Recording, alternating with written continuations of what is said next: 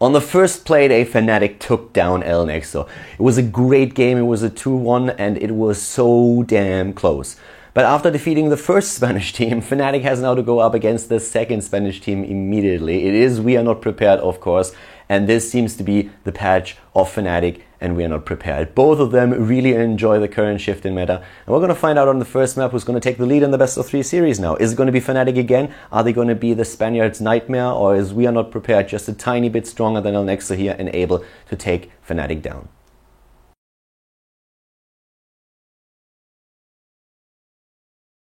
So, ladies and gentlemen, welcome to game number 1 in the best of 3 series here at the ESL Major League. We're having We Are Not Prepared going up against Fnatic. And in this game, starting to the left side in blue, it is Fnatic with Lowell on Zeratul, Ace of Spades on Rega, Kazil playing Tyrande, Frets on Muradin, and Shinobu on Vala. To the right side, it is the Spanish team. It is We Are Not Prepared. They are playing with Tidaka on Stitches, Polarto and Uther, Falcon on Sergeant Hammer, Black Scorp with the ETC, and Kilachino with the Tassadar. I'm Kaldor, with me is Kilaris, and we're going to bring you the coverage here at the ESL Major League. And we're already seeing Lowell going to head through to mids here to see what he can really find. Not too much at the beginning of all of this, as we're actually having We Are Not Prepared moving as a unit down to the bottom, looking for anyone they can find. They do find Ace of Spades, but miss the hook. Yep. The dog's running away, so Ace is escaping here for now. We have Blink, of course, they reduced Blink cooldown on Lowell, so this is once again one of those things where a lot of people have very different opinions on what the best talents on level 1 are for Zeratul. We have basically teams rotating between the Blink cooldown reduction that we're seeing for Lowell, Block, and also the increased radius on Cleave. And Shinobu's going to have to hold on at bot against Palazzo Tidaka as well as Falcon here, who could easily siege up and do a bit of damage to these towers, but I mean, hell with it. He can just go and straight do some damage there anyway. Yeah. And that sexy master skin. Oh yeah, it's very nice. Oh, yeah. ETC died. Yep, ETC. Oh, that's a bad hero to die. ETC dying against that tri-lane at the top. I'm not quite sure how he actually died there, because he should be able to get away, but I guess he got double stunned by Frets and Kazil. The thing is, though, that with him dying, they are losing a lot of experience right now. They're trying to make up for it with Kilachino, but he's intercepted as well now, and he's gonna die. He's gonna die too.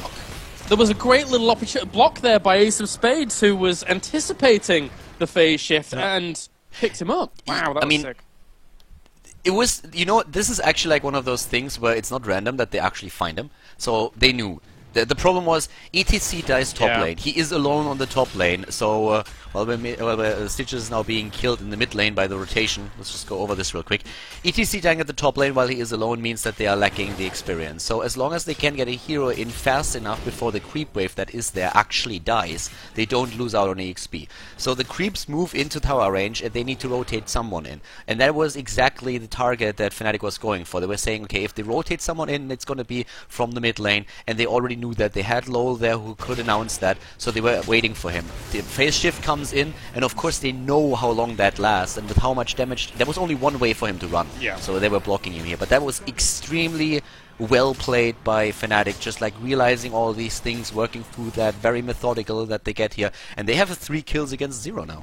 Yeah, and I should have actually known, because I've missed 1 or 2 of these kills throughout the observing, but this is the same kind of roaming comp of Tyrande Muradin that we saw Well-Met using in previous weeks, and it works so well. The stuns, the synergy of it can be very, very devastating. They're going for Tassadar in the mid again, but he might be a bit more of a difficult target in this instance. Oh, the block though! Oh! Oh my! Well, never mind what I said. That Hunter's Mark is insane. It is so crazy, and they are just wrecking faces right now. I mean, this happens so fast, and I'm completely with you. I mean, I'm recording here for the VODs that we're gonna upload onto my YouTube later, and I miss those. I miss those kills as well, because they're just like so fast. You have a rotation coming in, well, you have another thought process going, and again, there we go. This time they're going for Tidaka, and he's gonna die too. No, once again, I like it. My noob button saved him. Yeah, gotta eat, man. Gotta eat. When nothing goes, devour. Yeah. Alright, well, Falcon actually doing some damage. Look how much they've done in terms of work on the bottom lane here, actually. Getting all those towers down pretty quickly against only the Valor, who can't really hold on against it. But here comes the rotation again. The stun straight away onto Fred, making sure it's not going to happen for the 4th time. Yeah, they have a significant level advantage now through this, and a full Stormbolt build that we see on Muradin. Top lane, Ace of Spades is going up against Black Scorp, who went for the Echo Pedals and the Guitar Hero skills. We're having at the bottom lane Stitches finally looking maybe for a hook. They of course want to be the ones that initiate, but so far all that happened in this game is they've been attacked and chased and hunted. I need to... Freds has inspired me. I've wanted the Master Skin from Muradin for a while because it's the tier from Icecrown Citadel, but I'm going to go and get it when I go home because it's brilliant. so cool. The Master Skin on Muradin is really nice. Yeah. Ooh. Well, they've got to be careful about this fight. Pilachino and Kessel leading the charge. Freds and Kessel leading the charge here to try and push this off, and yeah, they can't get near that tribute just yet. Yeah, the tribute, I mean, the first one ended up in the hands of We're Not Prepared, but right now they are at a bit of a disadvantage. Not a big one, actually, like they are taking the lead in experience thanks to the tank at the bot lane.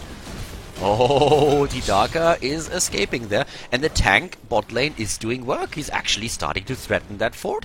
So finally the tribute ending up in the hands of Fnatic, but they lost a lot of experience.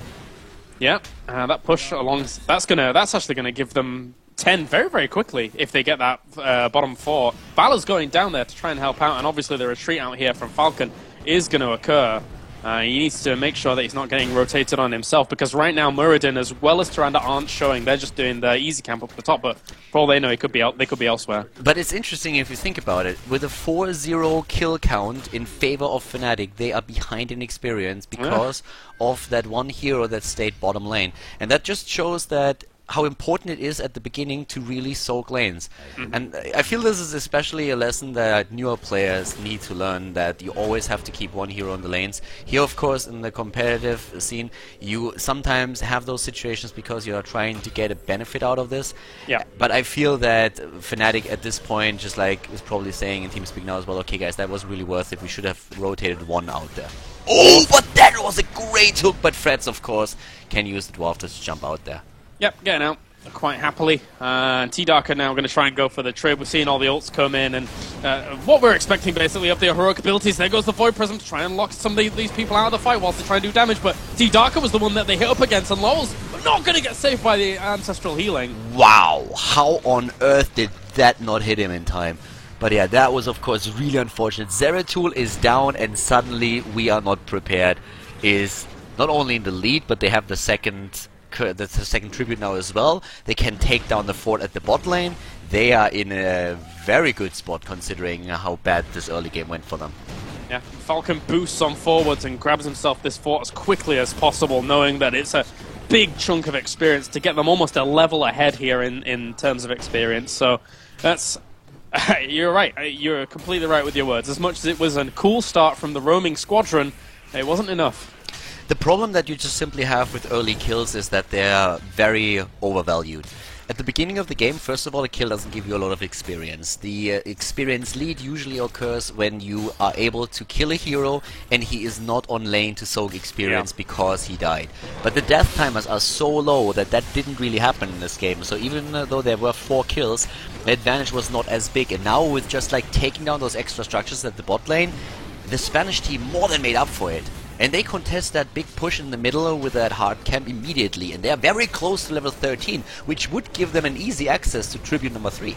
Yeah, it would. Just soaking up quite a bit of the experience in the mid. It won't give them full level 13 for a little while, only taking 1 lane's worth of experience. And we're already seeing Fnatic position themselves in such a way to try and take this engagement. There goes Archon. T-Dark doing quite a bit of damage to Freds. Yeah, and here comes... Oh, Vala is already down, and suddenly Freds needs to jump away as well. Oh, that hook against Lowell! That was beautiful into the Starfall. And down go 2 heroes. Level 13 is there. The Tribute is going to put the curse on Fnatic. And We Are Not Prepared are back with a vengeance. Alright, well, doing very, very well. Grabbing themselves that curse. Now we're going to have to see Fnatic really scramble for this position. They can't really rival this boss at all, but they're going to have to find experience elsewhere. They need to catch up. Yeah, they need to, and it's going to be a tricky position for them here. Of course, it's already like scouted what's happening, but they can't do anything about it. The boss is going to end up in the hands of We Are Not Prepared. Bottom lane boss is so far not taken, so they can rotate down, try to grab that. We have Kessel, Shinobu, and Lowell in the mid lane. They need to retreat for now. They can't face this squad here, and the boss is going to push in the top hard. Yeah. And it's, I mean, as you mentioned, the rotation down to bot just to go for this boss, it spirals. It spirals if this ends up letting being happen. And how else are you supposed to deal with it? The boss is already doing work up at the top. This boss can't be contested at all. Muradin is sneaking around down at bot, but it's only to soak experience. They see it with the owl, but it's too late. They can't do anything. Yep, they're taking now Thunderstrike on 13 for Muradin now that they finally hit that talent for the extra damage against isolated targets. We're having Wormhole taken on Lol, which might finally give him the mobility that he needs to also work against these hooks, get a bit of damage in and jump out again. Something like that. Frostshore is going to help them too, but they are losing Wall at one of the keeps. And this is just getting from bad to worse. Like, they lose way too much here. And I actually did not, with the boss, apparently they really try to go for the keep. Yeah, sticking around here. Falcon has already been taking a bit of damage. Blackscop's going to also drop kind of low. Has to get out of there. Drops the mosh pit on top of the Starfall as well. But they get the Ancestral Healing off on Freds. Oh, it was a great Void Prison at the beginning of the fight, and down goes the ETCOs already, and now they're trying to move in once again, of course. Yeah, Puric Bile already used, and they cannot really chase since they have to deal with the boss first. But that was a really nice Void Prison that we had there from Lol, isolating two of the heroes so that they could focus on the rest. Even with the mosh pit in place like this, they were able to kill one, and now they're starting to catch up a bit more. Thanks to the underdog bonus, if you get a kill, you get a lot of experience there, but of course they have still a long way to go. Well, I think ETC just kind of overextended it just a little bit there whilst all of that was going on, so it got them in a bit of a precarious spot. But now he's going to respawn. Lol's sticking around in mid, looking for maybe a little bit of an opportunity here to go for a kill. They're all there. The Oracle goes down just in time to be able to spot them, but they might get a kill still. Missing the stun on Tyrande. And yeah, they don't... Oh, Fred's just jumping. Yeah, that jump on Freds, that saved him. I already saw that hook hitting home. That was very, very close. They're going to take Easy Camp down to bot. Owl does end up spotting that, but they're going to take their Easy Camp up to the top as well. I'm already seeing Lol as well as Rehgar just split off slightly, looking for more experience elsewhere. While we're actually casting this and having another Spanish team there, I want to give a quick shout out to the Spanish community, which is absolutely amazing. Not only do they have absolutely great teams with the Nexo and We Are Not Prepared, but also just the viewers in general and how much casting they push out right now is really quite something. So a big shout out to all of the Spanish guys that are currently watching the stream as we're going into the next fight. Yeah, they've been very passionate from game to game, and as you can see there, Shinobu actually manages to get out. It looks like We Are Not Prepared did not want to fully commit to the idea of a big, big fight there, as they were one person down in terms of position just at that point. Yeah, now with 16 talents, going up against the 16 talents that we're going to see any second now from Fnatic, they at least fight on eye level when it comes to talents in general. The experience lead that we saw for We Are Not Prepared is also not that impressive any longer. They are pushing the mid lane in, they're getting two of the towers. They have, of course, to move back since now Keep is threatened. But still, they have double blood for blood. And they are going to take on Muradin, of course, or should probably take a stone form here. We have the double bombs now as well. That's a lot of damage that you can dish out in just a second or two. Yeah, a lot. We've seen that really, really explode people very, very quickly. But I'm surprised he hasn't taken stone form as quickly as one would expect. It is the logical choice. Stone form's going to be taken. It's so much extra healing when you go into those fights. So it really does help out. Yeah, goes for that. So now the mid lane is once again taken, and there comes another tribute. And Shinobu is in position. He's in position for that, but of course he can easily be dropped. Oh, there's the hook. Doesn't hit anything. The owl comes into play. These are fights where especially Starfall is a great talent. If they can get them into the corridor and then launch a Rain of Vengeance, that would of course be the dream. Yeah. But, well, Stitches is just waiting for a hook, and they are threatening the fort in the mid lane, so it's a bit of an awkward position for Fnatic to be. I like it. They move around and try to flank them from behind. Alright, well this fight's going to go down one way or another as they're going to move in. Lunar Flare actually misses Falcon. He'd be able to boost out so quickly. Blackscop takes some damage, but at the same time, here comes the Archon. The Void Prism isolates two, but not for long enough to kill one. Good kill on the healing ward, getting that out, but Kaysel is stunned. Oh, they're trying to heal him with Ancestry, but it's a bit too late, and suddenly Ace of Spades is being chased down too. He dies as well. It's 17, nearly 18 versus 16, and We Are Not Prepared. They are moving in. They definitely were prepared for this fight. Taking the fort down, grabbing the tribute, and the Spanish team is just mercilessly getting farther and farther ahead in the game. I love the position they took up. I mean, you already mentioned it with the idea of where Sergeant Hammer was to pressure the fort, as well as the idea of Stitches to hook just in case anything was being taken at the trib, but they were so prepared because they knew a fight had to come, which was so well executed there by We Are Not Prepared. So I really love the little spot that they put themselves in there. The idea of the trib spawning in that location, it was really good reactionary play. I have to say, though, that I also loved how Fnatic was realizing that and was saying, okay, we cannot be stuck in this position. This is really bad. We need to move in from behind and try to crush them between the rock and the hard place. Hard place in this case being the fort in the mid lane. They could have really done a lot more here, but they were a bit unlucky at the beginning. That Lunar Flare stun attempt by Kai'Sa just barely missed Sergeant Hammer. I feel like especially the Starfall was not really as good or in such a great spot as they wanted it to be. They couldn't lock too many targets down, and the Rain of Vengeance hit ETC only once, so ETC could move out there. There was a lot of small things where you can say, okay, could have been better, maybe with a bit of positioning, but all of that happened at the same time. I feel if they get one or two of those right, they can maybe get the initial kill and then snowball it from there. But as is, Spanish team, of course, dominating. They're going to try and come in from the back again. This was without Falcon being set up as nice as he would like to. Here comes Avatar from Fred. Healing Ward goes down as well in a very aggressive location, so it gets brought down very fast. Yeah, that Healing Ward didn't do anything. That was a bit awkward. And the boss is starting to move in. Lawless at the front once again, trying to stun one out. He gets the healer, but the Healing Ward is still in position and they need to move back. That keep is already down and they have to retreat. A lot of sustain coming out from them here. They take down the second Healing Ward. And, oh dear me. Nice blow up against ETC. This time that Rain of Vengeance was really spot on at the perfect moment. They take ETC down. But Lowell can blink away. The problem really is for them, they have to deal with the boss still, and that boss is going to start to put some pressure and also damage on the core. But they get the second kill, this time against Stitches. The turnaround onto T-Darker there was pretty brutal. He went a little bit too far on that 4-on-5 situation. Of course, the boss is going to fall, and technically this has so far been a 4-0 boss advantage for We Are Not Prepared, but that fight didn't quite go as well as they wanted. The second time with Fnatic coming around from an angle that they weren't, well, Fnatic, We Are Not Prepared didn't really expect, really worked out for them that time. Yeah, and well, one of the things that's also, I feel important to note is that we have all of the structures still in place for We Are Not Prepared. At first, that's of course bad because you can't really just win a team fight and then pressure a keep or go through a core. But it's also a lot of experience that's still available on the map. So you can take that down, and the lead that we're seeing for We Are Not Prepared is a small one. So if you are able to drop one or two of these forts, suddenly you are very close to taking the experience lead yourself if you're a Fnatic. Yeah, definitely. Will they be able to take them, though, is the big question, because Falcon right now is moving into position to try and stop that from occurring along with the rest of his team. He actually took Minefield. I didn't realize that during all of this, but small engagement. He's trying to clear all these waves.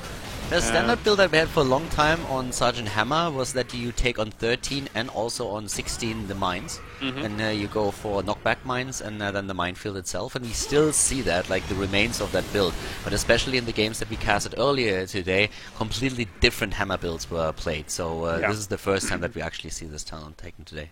Yeah, the knockback mines have been a little bit decreased in their disruption of engagements, of course, with only the middle mine now knocking back and doing something. But still, you know, it can help out. But you're right. I mean, 5 mines is actually quite a lot of damage if they want to encroach onto your territory that you establish with the potential range that Falcon has. So. Oh yeah, especially when you're fighting for a tribute. Then it's like the corridors are so small.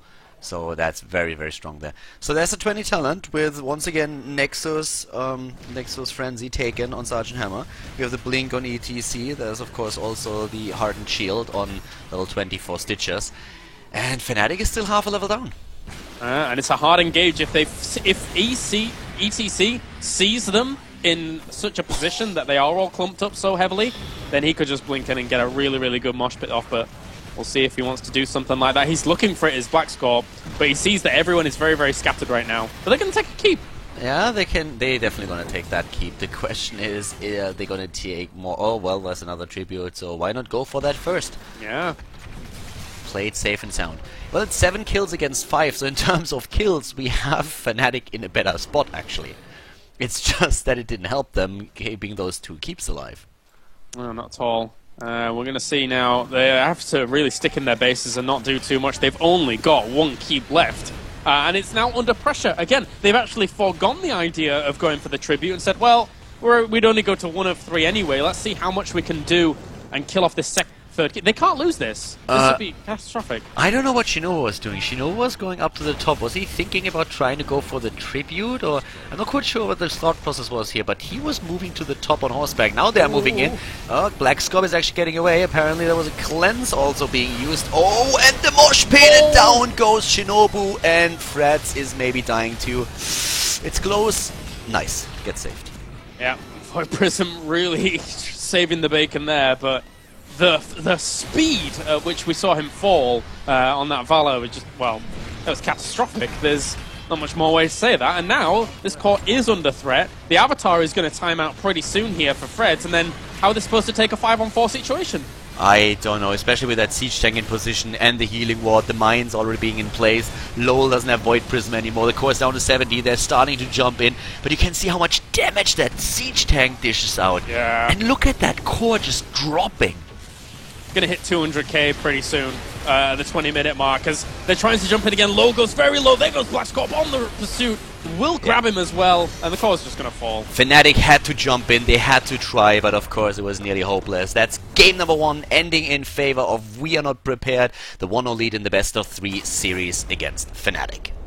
Fnatic beaten, in game number 1 at least that is. We Are Not Prepared playing extremely well here and taking the game. Now we're going into game number 2, which is going to happen on Blackheart's Bay, Fnatic's map choice, and they of course have a special strategy prepared here. What exactly are they going to do? Are they going to be able to force out a third game? Is We Are Not Prepared finally taking the crown in Europe and taking down Fnatic now with a 2-0? We're going to find out right now, jumping into game number 2, jumping into Blackheart's Bay. I'm going to find out who's taking the game. Is it going to be Fnatic? Is it going to be We Are Not Prepared? Find out.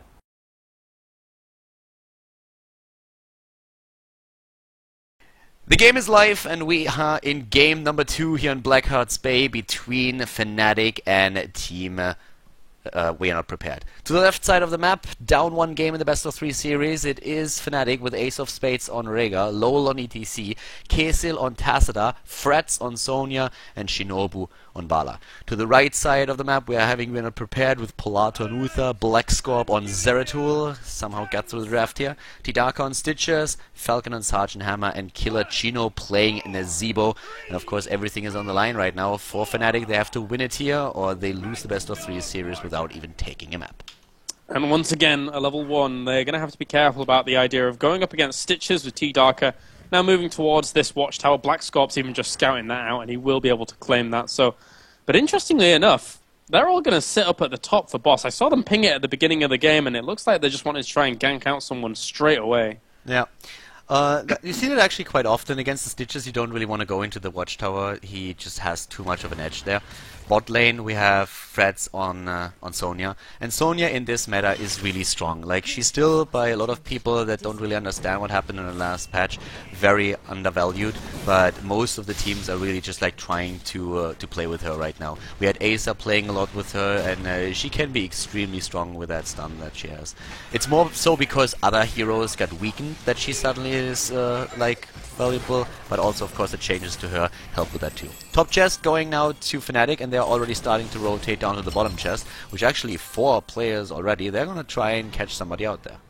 Yeah, and they spot where Black Scorp is straight away, and they're going to continue on with Vision Pain for just a little bit, who now goes invisible. So they can't really rival his position too much.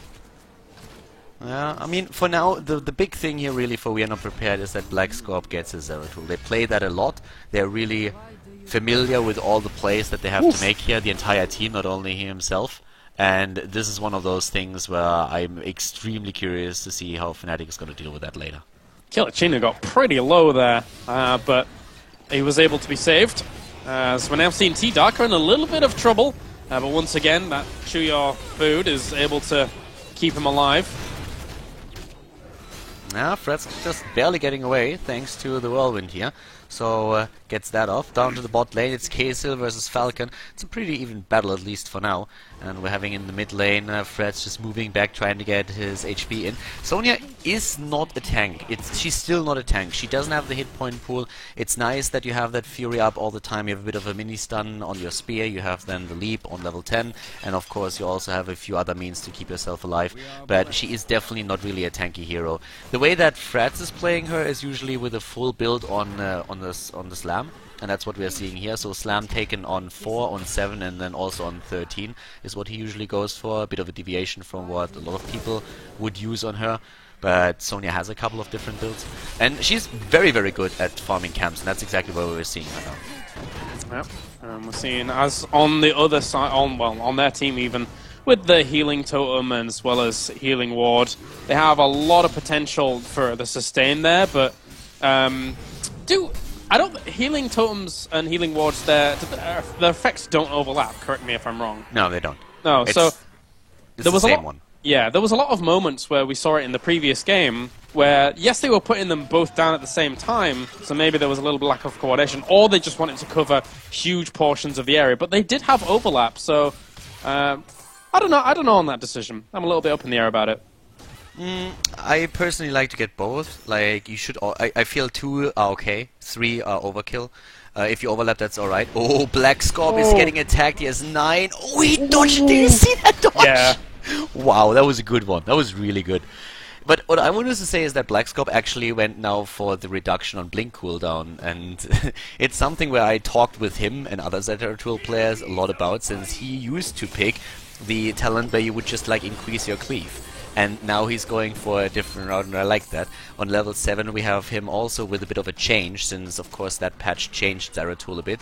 The cleave talents on 7 and 16 were swapped, so in this case now he goes instead for first aid, but Ace of Spades is really low here. T-Darker is trying to get away as well. The healing ward in a really good spot for now. Ace of Spades escapes, level 7 versus level 7, and so far not a single kill in the game. Yeah, we've got a lot of coins over on the side here of We Are Not Prepared, as Black Scorp's carrying 7. Oh, that being said, you know, Fred's actually handing in 8, and they're going to get this hand in, so that's a nice little start for them. But how many towers do they actually have down so far? Not too much, so... No. Yeah, they didn't... Like, you don't really have to kill a tower in the mid lane to drop the fort with the Ghost Ship Barrage, but you have to put the tower to half health, and that's something that they didn't do. Yeah. Oh well. No but worries. On the other hand, there is no mule. So without a mule, it doesn't matter too much. Yes, you have to wait for the experience that you would get through the fort a little bit longer, but it's not like your opponent is going to heal it up with a mule, so it's all good. Yeah. Oh, tries to go for the grab there. Kessel actually shifts on out, and we'll be fine. And Ace of Spades actually taking a bit of damage in the mid there to the Uther. Has to run away as well, Uther being able to outlast. Yeah, slight experience lead now for We Are Not Prepared. Nothing major, but still it's there. Black Scorp once again has to be careful with moving back, and they're trying to steal the camp now. The hook against the Siege Giants, well, that is not helping too much. It's a 4 versus 3, and with the hook on cooldown, there's no way for them to secure coins or Siege Giants. So yeah, it was a nice little move by Fnatic that we saw there, but it cost them experience, because currently Ace of Spades is trying to just farm both lanes at the top, but he is not really able to do to get all of it.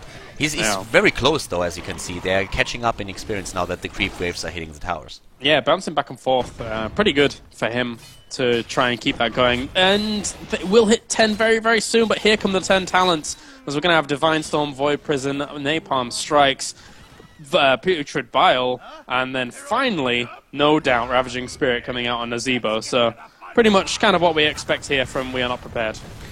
Gargantuan! Whoa! They played with that already once. You know, when I say that, like, it's, oh yeah, no doubt, Ravaging Spirit! You know, as he said it, I was just about to point out that we saw once in the Major League already. No, it was not in the Major League, sorry, I actually thought that he forgot about it, but it was in the qualifier for the Major League. That's why I had it still in my head. Yeah, you didn't cast those games with me, so yeah, that's why you probably like missed that. But we saw it once taken there too. It was by SK Gaming, actually. I think Zamoni played on Nazeebo, and he picked it as well, so that is not a misclick. I think they're really going for that. And with all the... Think about Leap that we have and all the stuns there. So with Leap, I think that's one of the reasons why they don't want to go for it. Yeah. But it's going to be an interesting one. Boss attempt very quickly here, by the way, and they can't rotate fast enough. I like this aggression from Fnatic. Look how fast they're going in there and taking that. Yeah, that was a good pickup, but now they got to get out of here, and here comes Stitches as well as Zeratul looking for the fight. Killuccino, though, gets jumped straight onto. There's the Void Prism to isolate 2 out. Can they pick up anything during that? I don't think so. Oh! Ace with the self-heal, and he gets out, and wow, that was a close one. The Void Prism, very good, by the way. Very nice Void Prism and ult by Zeratul here, getting the 2 stunned in. But yeah, in the end, what happened there is that they lost a lot of their ults. They are all in cooldown. They lost Boss. And that was a beautiful move by Fnatic, but they are still behind in experience. That's the problem that they're dealing with. They're behind in experience, but I really like these fast rotations. Them seeing 2 heroes at the bot lane, they're saying, alright guys, we have enough burst damage, we can take this boss right away before they can make a rotation happen, so just move in right now and take it. You know, I think, now that you mentioned the Gargantuan in the qualifiers, I think we actually did see it in week 1 with We Are Not Prepared versus Team Alternate. Which now has to be replayed due to reasons. But yeah, so it's kind of interesting that it is here again, as we're going to have Wormhole normally just being taken, Relentless being added on here to Stitches as well. So Stitches is very, very tanky and very, very formidable in this lineup. Oh yeah, he definitely is. And he has to be. That's definitely the role that he has to fill here. A lot of coins, by the way, on Fnatic. They need a turn-in. They need a turn-in and they need it soon. But the turn-in is faster for We Are Not Prepared, and that leaves them, of course, in a spot where they can't turn the coins in themselves. That's going... We'll have level 13 for both teams, as already predicted earlier. We have the full slam build on the side of Sonya for Fnatic. We're seeing... Oh, that's an interesting choice, considering that we are looking at a Zeratul played by Blackscorp here on the side of...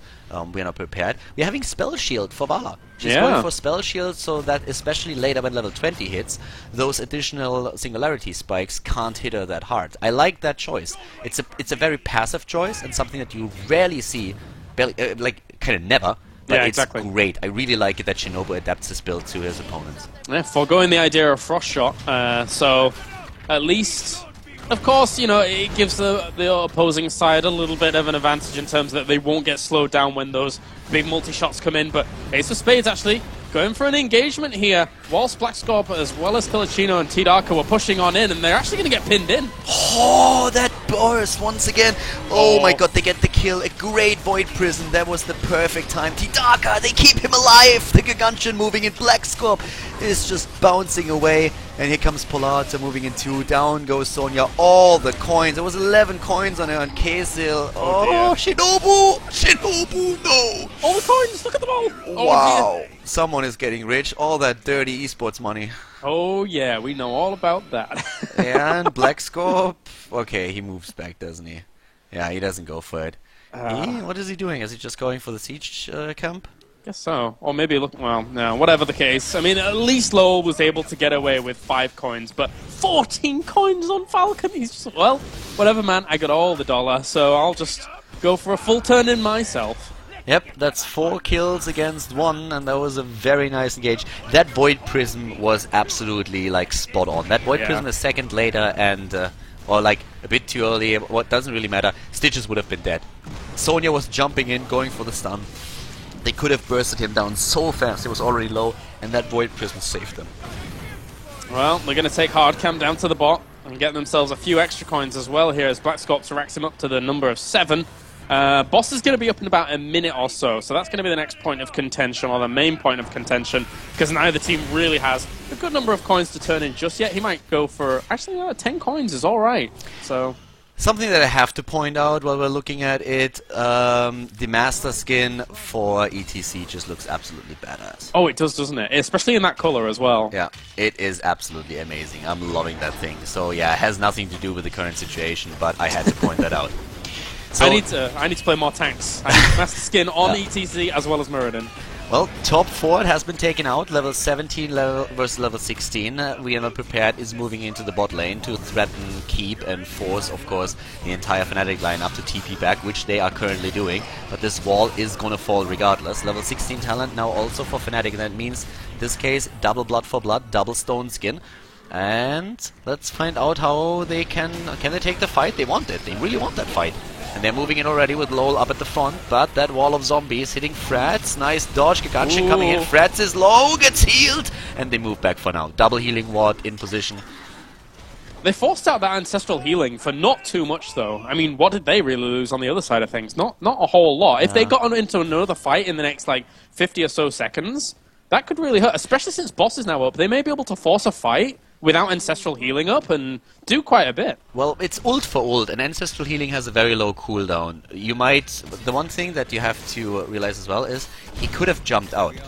He could have used his leap to get out of there. And they decided to use the ancestral healing instead, because it has a lower cooldown. So in 20 seconds they're going to be ready for it. Gigantian was used on the side of We Are Not Prepared.